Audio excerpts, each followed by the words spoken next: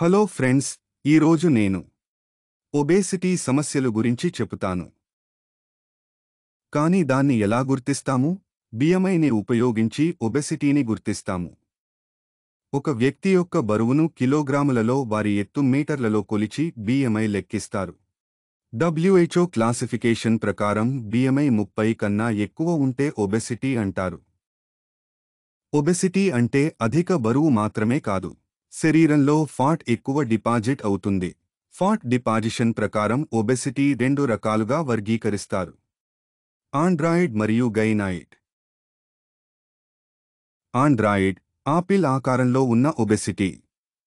పొట్టభాగంలో fat ఎక్కువ deposit అవుతుంది. ఇది కార్డియాక్ ప్రాబ్లమ్స్ మరియు మెటబోలిక్ ప్రాబ్లమ్స్ కలిగిస్తుంది. గైనాయిడ్ పియర్ ఆకారంలో ఉన్న ఒబెసిటీ. ఫ్యాట్ ప్రధానంగా కాళ్ల పై భాగంలో ఉంటుంది. ఒబెసిటీ తీవ్రత మరియు రకాలని బట్టి వివిధ ఆరోగ్య సమస్యలు వస్తాయి. స్త్రీలకు ఒబెసిటీ వలన కలిగే సమస్యలేమిటో చూద్దాం. ఒబేసిటీ వచ్చే polycystic ovary syndrome hormonal balance disturb చేసి సంతాన సమస్యలకు కారణం అవుతుంది. గర్భధారణను కాంప్లికేట్ చేస్తుంది. ప్రెగ్నెన్సీ టైములో డయాబెటీస్ ఇంకా ప్రీక్లాంప్సియా వంటి సమస్యలు కలిగిస్తుంది. నెలసరి ఆగిన స్త్రీలకు బ్రెస్ట్ క్యాన్సర్ కూడా రావచ్చు.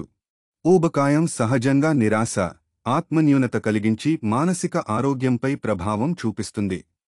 జాయింట్ సమస్యలను కలుగచేస్తుంది, దానివల్ల మోకాళ్ల నొప్పులు వస్తాయి.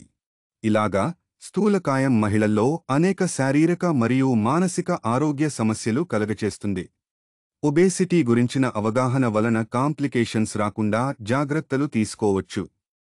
సమతుల ఆహారం మరియు నియమిత వ్యాయామం వంటి అలవాట్లు ఒబెసిటీని కంట్రోల్ చేస్తాయి. ఈ చిన్న చిన్న అలవాట్లే మీకు ఆరోగ్యాన్ని ఇస్తాయి. మీకు ఈ వీడియో నచ్చితే మన ఛానల్ సబ్స్క్రైబ్ చేసుకుని సపోర్ట్ చేయండి. Thank you. నమస్తే.